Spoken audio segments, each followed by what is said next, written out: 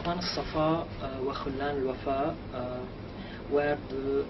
anonymous members of a fraternity that dates back to the 10th century, 4th century of the Hijra, that was based primarily in the Iraqi city of Basra, with a significant active branch in the capital of the Abbasid Caliphate, Baghdad. The name Ikhwan al-Safa, which we usually translate in English as the Brethren of Purity, is a pseudonym that was coined by the affiliates of this fraternity to conceal their identity. Little is known about the exact identification of the members of this brotherhood, and due to the secretive nature of their organization, and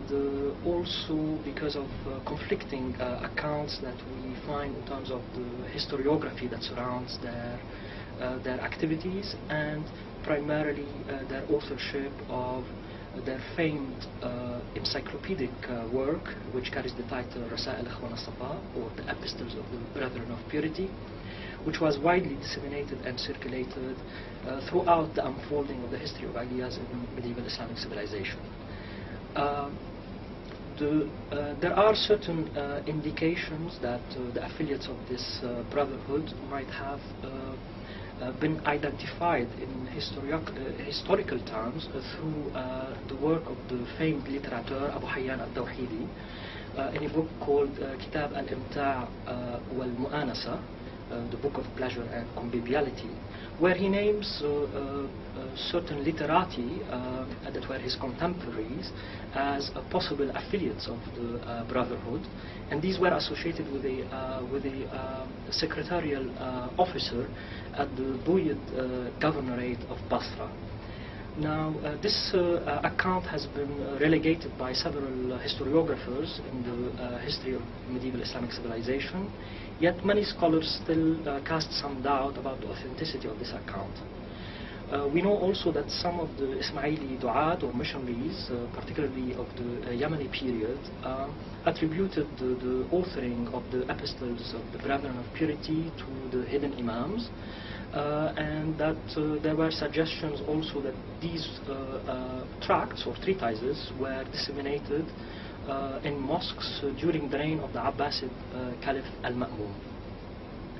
So there is still lots of mystery surrounding the identification of the anonymous adepts of the Ikhwan coterie or fraternity,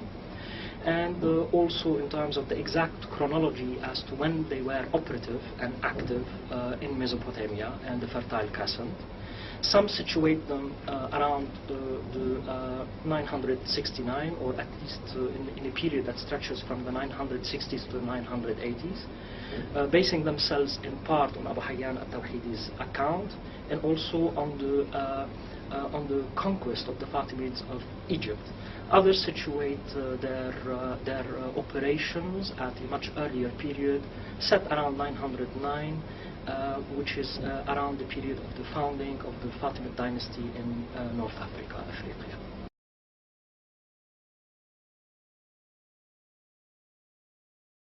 In general, the Rasa'il Ikhwan al-Safa, or the Epistles of the Brethren of Purity, are enumerated as being 52 tracts or treatises. Sometimes certain manuscripts show us that they are 50 or 51 due to rearrangements in terms of the classification of their contents. But in general, we tend to think of them as being 52 tracts that are divided into 4 principal parts. These are parts that deal first with the mathematical sciences. The second part deals with the natural sciences or natural philosophy. The third part deals with the psychical sciences, or the sciences that investigate the soul and the intellect. And the fourth part is dedicated to theology and we could call it nomic or legal aspects that pertain to the Islamic law. In terms of the constitution of each of these divisions, the mathematical part groups 14 epistles.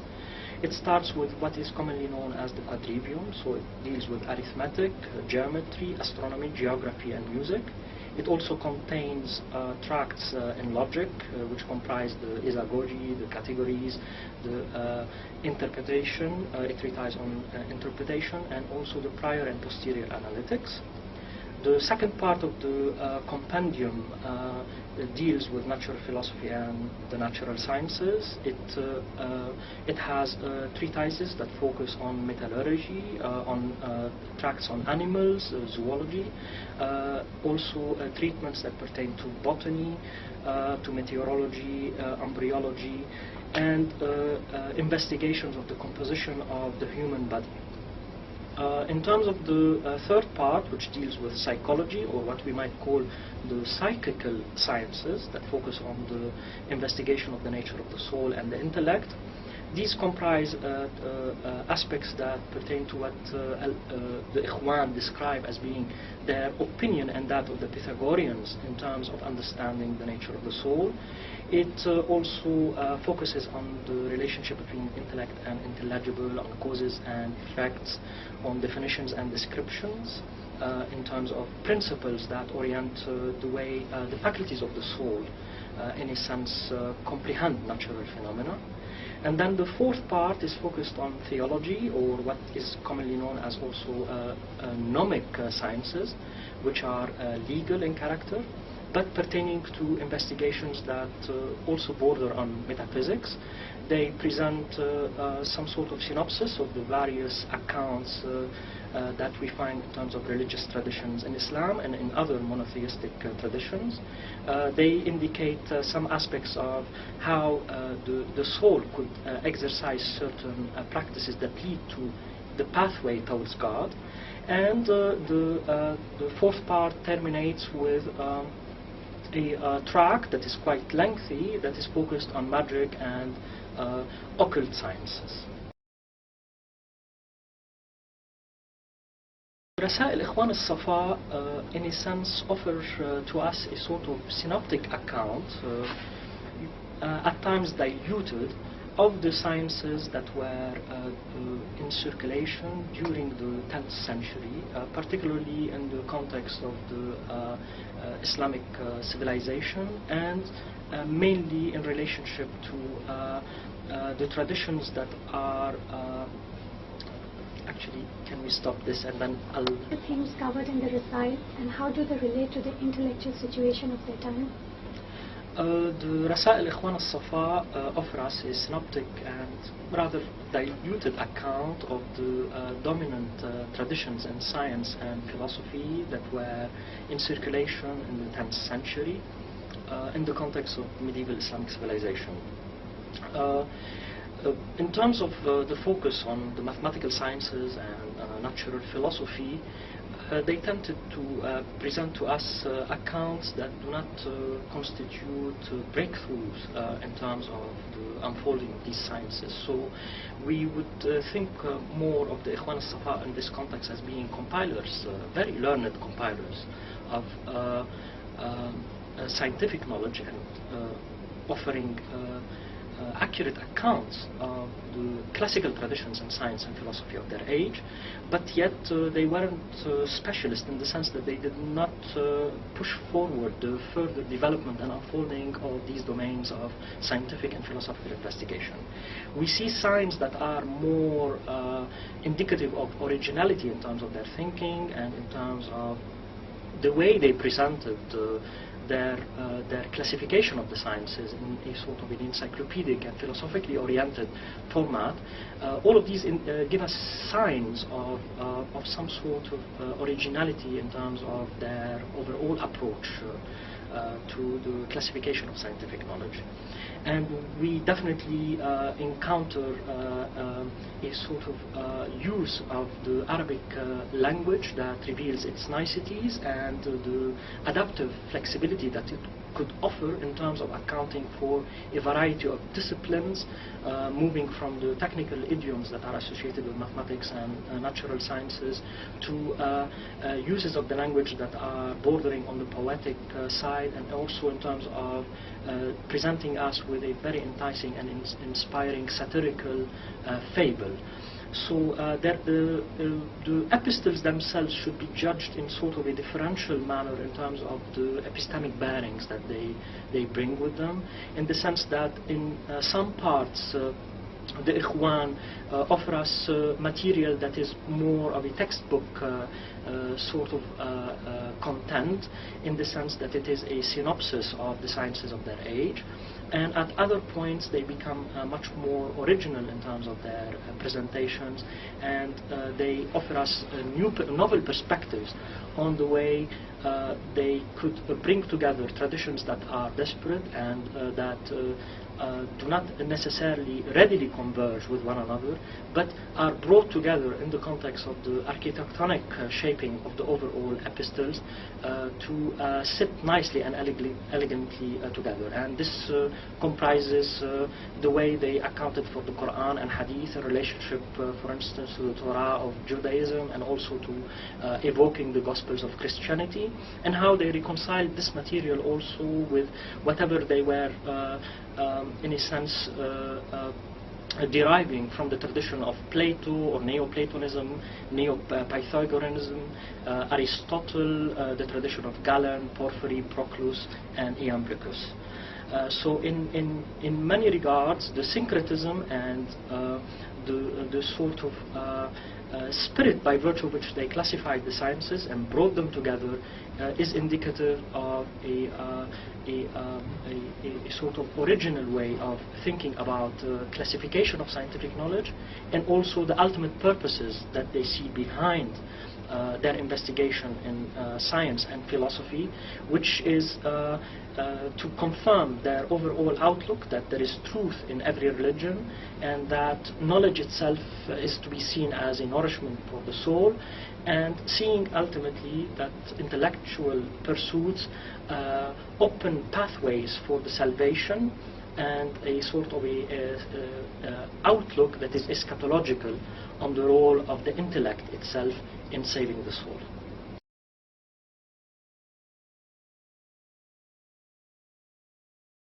Rasa'il Ikhwan al-Safa were widely disseminated. We know of this because of the occurrence of mentions of the Ikhwan, or the witnessing of signs, textual signs, within a variety of traditions in the history of ideas in medieval Islamic civilization, that indicate that the Ikhwan had certain impact on a variety of intellectual legacies in intellectual history of Islam. We know, for instance, that one of their most radical critic in the Mamluk period, Ibn Taymiyyah himself,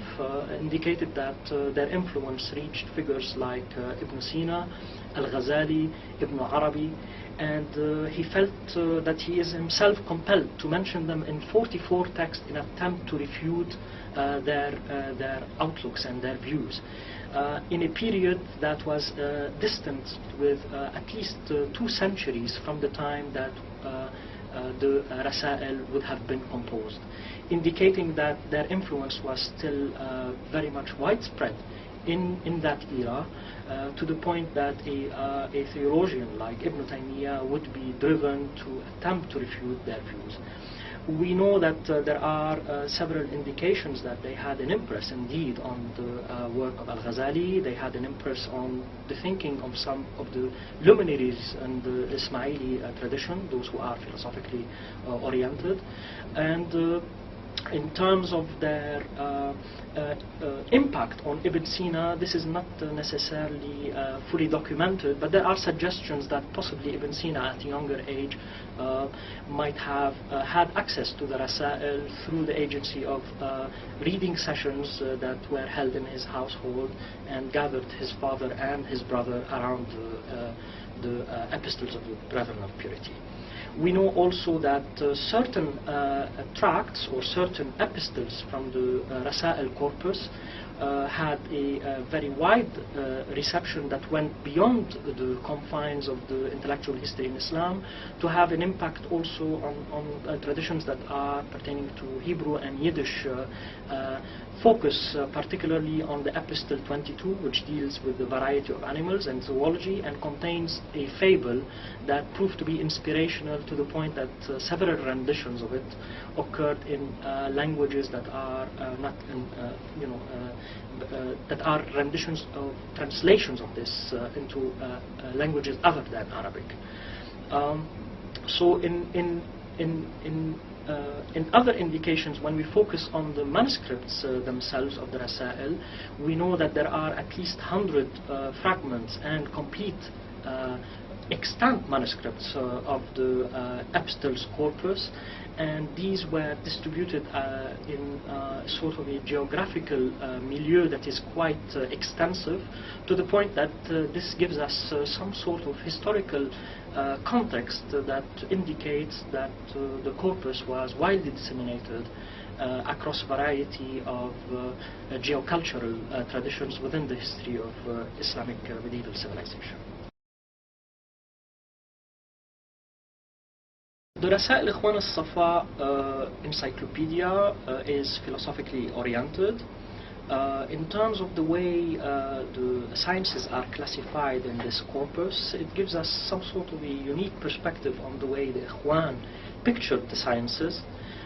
In a way, we can't say that there is a uniqueness in terms of the classificatory penchant of the Ikhwan itself,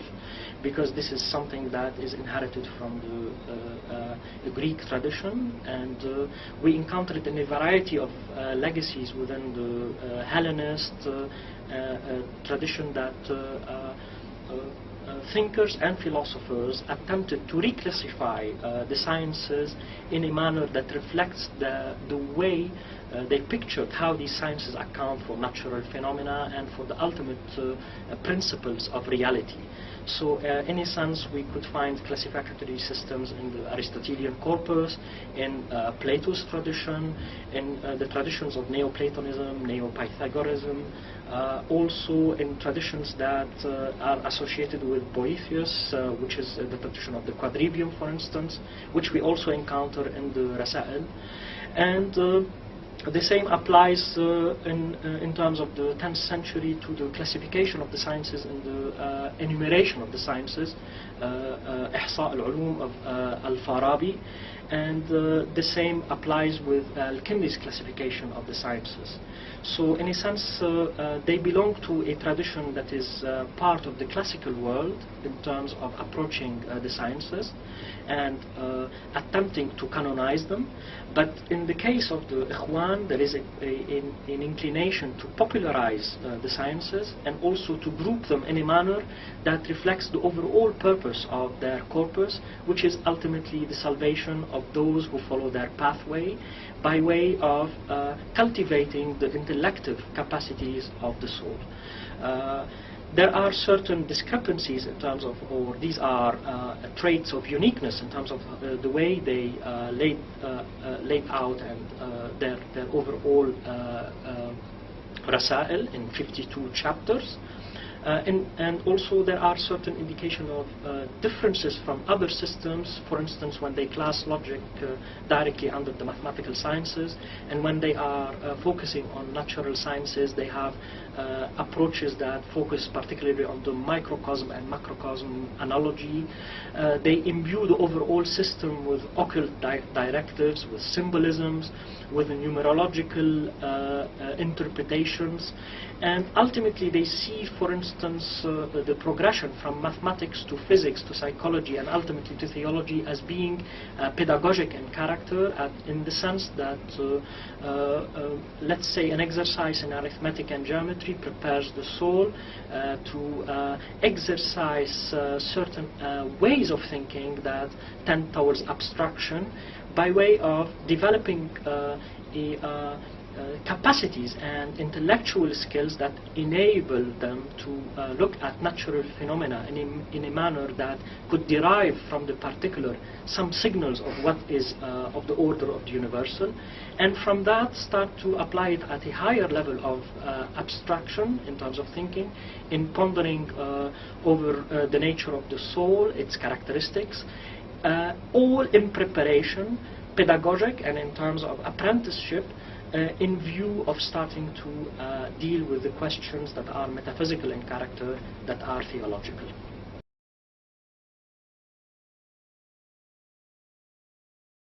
Modern academic interest in the Rasa'il Ikhwan al-Safa dates back to the 19th century, particularly in the monumental efforts that we find with the work of the scholar Diti Ricci, in terms of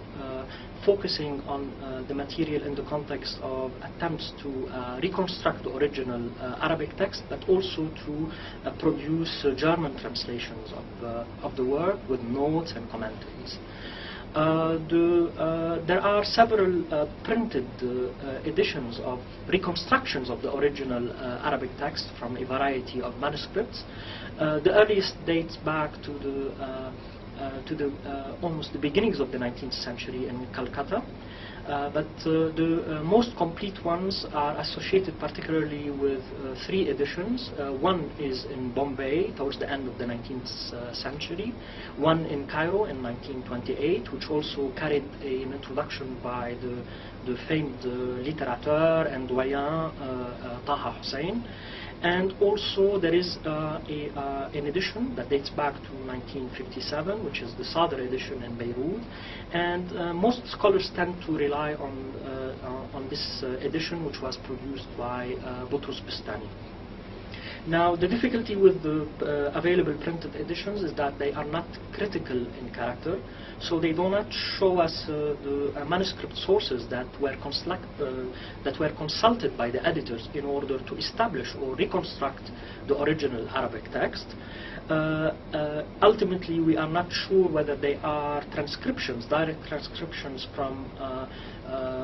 single manuscript or a small set of manuscripts. All of this in academic terms and in terms of textual endeavors in a sense encouraged us at the Institute of Ismaili Studies to reflect on the possibility of establishing an Arabic critical edition that reconstructs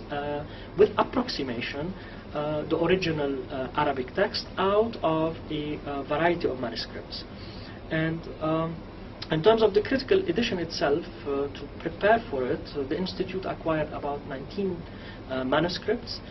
These comprise the most complete and the oldest sets of manuscripts that we know that they exist in the public domain, mainly that we have access to, because there might be certain manuscripts that are in private collections that could contain very rich sets of concepts and ideas and versions of the text, but these are, belong to the domain of speculation.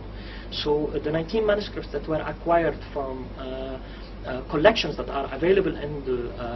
the public domain will constitute the basis for the Arabic critical edition that will be published with a complete annotated English translation of the 52 treatises that constitute the Rasa'il Ikhwan al-Safa. These are going to be published by Oxford University Press in association with the Institute of Ismaili Studies. This effort gathers the input and scholarly endeavor of a variety of established scholars in the field of Islamic studies, history of ideas in Islam, and also philosophers, in order to produce a complete Arabic critical edition and annotated English translation of Rasa'il Ikhwan al-Safa, possibly in 16 volumes. And this series itself has already been inaugurated with an introductory volume of studies that focuses on various aspects that surround Ikhwan al-Safa and their Rasa'il, which has been published in 2008 by Oxford University Press in association with the Institute of Ismaili Studies, as a way of introducing the project that consists of producing the Arabic critical edition and annotated English translation of the Rasa'il compendium. Now, in terms of the impact, we are hoping that the Arabic critical edition itself will offer a better accessibility to a version of the text that is reconstructed based on material that are concretely presented in the critical apparatus of the edition, hence showing which manuscripts have been consulted, what sort of variants do we encounter in them, to allow scholars and readers to have accessibility to various aspects that surround the channels of transmission and copying of the epistles themselves. And in terms of the annotated English translation, this would be the first complete translation into a modern European language, and in a sense it will prove to be of great value for scholarly investigations that focus on the history of philosophy in general, on the history of ideas in medieval Islamic civilization in particular, and especially on studies that are interested in the period of the 10th century, which brims with a wealth of ideas in terms of the unfolding of intellectual history in Islam. And ultimately, it will also give us some indications about the sociology of scientific knowledge, given that the Rasa'il should be seen as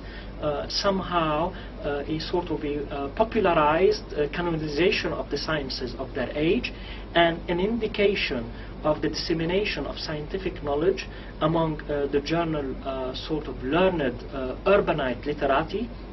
seeing almost the Ikhwan al-Safa themselves as being a sort of a group or a society of learned individuals and not the academicians of their age, hence giving us an indication that socio-culturally urban centers in the 10th century in medieval Islamic civilization had the possibility of access to a very wide range of concepts and ideas that pertain to the dissemination of the classical traditions in science and philosophy.